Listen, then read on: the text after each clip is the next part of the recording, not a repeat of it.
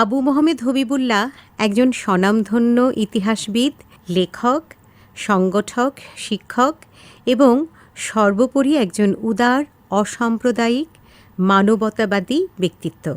বাংলা ইতিহাস চর্চায় তার নামটি অবিস্মরণীয় হয়ে আছে। উচ্চশিক্ষার প্রকৃত পরিবেশ সৃষ্টিতেও তার গুরুত্বপূর্ণ অবদান অনস্বীকার্য। তিনি জীবনবোধের সাহসী মানুষ এবং বাংলাদেশের ইতিহাস ও মুক্ত বুদ্ধিবৃত্তি চর্চার আলোকবর্তিকা। তিনি এবিএম হবিবুল্লাহ নামেই অধিক পরিচিত। ১৯১১ সালের ৩০ নভেম্বর পশ্চিমবঙ্গের বর্ধমান জেলার বামুনিয়া গ্রামে আবু মোহাম্মদ হবিবুল্লাহ জন্মগ্রহণ করেন। তাঁর পিতা আব্দুল লতিফ বর্ধমান জেলার স্কুল ইন্সপেক্টর ছিলেন। তাঁর পিতামহ আরবি ও ফার্সি ভাষার শিক্ষক ছিলেন। এরই পরিপ্রেক্ষিতে হবিবুল্লাহ ছোটবেলা থেকেই আধুনিক শিক্ষা ব্যবস্থার মধ্যেই বড় হয়ে ওঠেন। এবিএম হবিবুল্লাহ বাল্যকালে পিতার নিকট থেকে শিক্ষা লাভ করে হুগলি মাদ্রাসা থেকে হাই মাদ্রাসা পরীক্ষায় প্রথম বিভাগ, ঢাকা ইসলামিক ইন্টারমিডিয়েট কলেজ থেকে প্রথম বিভাগ ও ইতিহাস বিষয় নিয়ে ১৯৩১ সালে হুগলি কলেজ থেকে স্নাতক ও ১৯৩৩ সালে কলকাতা বিশ্ববিদ্যালয় থেকে স্নাতকোত্তর ডিগ্রি লাভ করেন। ১৯৩৪ সালে আবু মোহাম্মদ হবিবুল্লাহ ইতিহাস বিষয়ে উচ্চশিক্ষার জন্য লিটন স্মৃতিবৃত্তি নিয়ে ইংল্যান্ডে যান এবং ১৯৩৬ সালে লন্ডন বিশ্ববিদ্যালয়ের school of oriental and African studies থেকে পিএইচডি ডিগ্রি লাভ করেন। সে সময় একই বিশ্ববিদ্যালয়ে স্কুল অব লাইব্রেরিয়ানশিপ থেকে তিনি লাইব্রেরি সায়েন্স বা গ্রন্থাগার বিজ্ঞানে ডিপ্লোমা অর্জন করেন। উচ্চতর লেখাপড়া শেষ করে এবিএম হবিবুল্লাহ দেশে ফেরেন।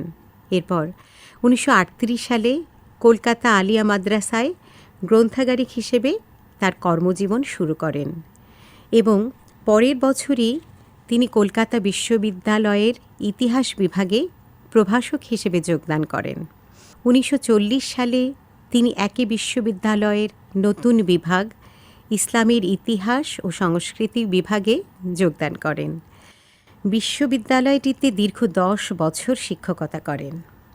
১৯৪৭ সালে দেশভাগ এবং পাকিস্তান প্রতিষ্ঠার পর বেশ কয়েকজন শিক্ষক ওপার বাংলায় চলে যান। এতে ঢাকা বিশ্ববিদ্যালয়ের বিভাগগুলোতে শিক্ষকের অভাব দেখা দেয়। ঠিক তখন ১৯৫০ সালে নিজ তাগিদে কলকাতা ছেড়ে তিনি ঢাকায় চলে আসেন ও ঢাকা বিশ্ববিদ্যালয়ের ইসলামের ইতিহাস ও সংস্কৃতি বিভাগের রিডার হিসেবে যোগদান করেন। ১৯৫২ সালে উক্ত বিভাগের অধ্যাপক হিসেবে পদোন্নতি লাভ করেন। বলা যায় তিনিই এই বিভাগের প্রকৃত প্রতিষ্ঠাতা। তিনি ছিলেন একজন ইতিহাসবিদ ও গবেষকও। তিনি ঢাকা জাদুঘরের কিউরেটর হিসেবেও দীর্ঘকাল দায়িত্ব পালন করেন। মুক্তিযুদ্ধেও তার অবদান ছিল অনস্বীকার্য। বরাবরই সমাজতন্ত্রের প্রতি তার সমর্থন ছিল অকুণ্ঠ। এশিয়াটিক সোসাইটি অব বাংলাদেশ প্রতিষ্ঠায় ও বিকাশে তিনি গুরুত্বপূর্ণ ভূমিকা পালন করেন। এবিএম হবিবুল্লাহ বাংলা ও ইংরেজিতে শতাধিক গ্রন্থ রচনা করেন। এছাড়াও বেশ কিছু অনুবাদ ও সম্পাদনার কাজ করেন। তার রচিত the foundation of Muslim rule in India গ্রন্থটি একটি নিরপেক্ষ ও বস্তুনিষ্ঠ উঁচু মানের গবেষণা গ্রন্থ হিসেবে সমাদৃত হয়েছে। ১৯৪৮ সালে ঢাকা বিশ্ববিদ্যালয় থেকে প্রকাশিত ঐতিহাসিক যদুনাথ সরকার সম্পাদিত হিস্ট্রি অব বেঙ্গল ভলিউম 2 গ্রন্থে আবু মোহাম্মদ হবিবুল্লাহ ষষ্ঠ ও সপ্তম অধ্যায় দুটো লিখেছিলেন। রমেশচন্দ্র মজুমদার সম্পাদিত বোম্বের ভারতীয় বিদ্যাভবন থেকে প্রকাশিত the history and culture of the Indian people volume 5 ও দ্য স্ট্রাগল ফর এম্পায়ার এর পঞ্চম অধ্যায়টি তিনি রচনা করেন। এই অধ্যায়ের বিষয় ছিল দিল্লির সুলতানদের ইতিহাস। তিনি বহু প্রবন্ধ রচনা করেন। তার মধ্যে উল্লেখযোগ্য প্রবন্ধ হল মুসলিম মনীষা। এই প্রবন্ধে তিনি তার যে ভাবনার প্রকাশ করেন তা হল আধুনিক যুগে কোনো রাষ্ট্রই কেবল ধর্মীয় অনুশাসনের ওপর ভিত্তি করে গড়ে তোলা সম্ভব নয়। কেন নয় তাও এই প্রবন্ধে তিনি ব্যাখ্যা করেছেন।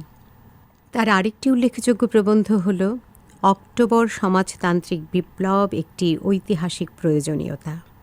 তিনি ঢাকা বিশ্ববিদ্যালয়ে গ্রন্থাগারে সংরক্ষিত ফার্সি, উর্দু, আরবি পাণ্ডুলিপি সমূহের একটি বর্ণনামূলক তালিকা প্রণয়নের কাজ শুরু করেন 1960 সালে এবং শেষ করেন 1965 সালে। এই বর্ণনামূলক তালিকা ঢাকা বিশ্ববিদ্যালয় থেকেই প্রকাশিত হয়। সর্বমোট 526টি পাণ্ডুলিপির বিবরণ এতে রয়েছে। এই সকল পাণ্ডুলিপির সন্নিবেশিত বিষয়বস্তু হল ইতিহাস, জীবনী, রোম্যান্স ও গল্প, কবিতা, সুসজ্জিত গদ্য, রচনা ও পত্র, অভিধান ও ব্যাকরণ, ধর্মতত্ত্ব, বিজ্ঞান, ভূগোল, ভ্রমণ বৃত্তান্ত এবং আইন। বর্ণনামূলক ক্যাটালগ হলেও ইতিহাস গবেষণায় এর গুরুত্ব কোনো অংশে কম নয়। অনুবাদ কর্মে হবিবুল্লাহর সবচেয়ে উল্লেখযোগ্য কাজ হল আল বেরুনির ভারত তত্ত্বের বাংলা অনুবাদ। এভাবে মৌলিক লেখা, অনুবাদ, রূপান্তর, প্রবন্ধ, সাহিত্য গবেষণার মধ্যে দিয়ে বাংলা সাহিত্যে তিনি অসীম অবদান রাখেন। আজ আমরা তাকে শ্রদ্ধাভরে স্মরণ করি।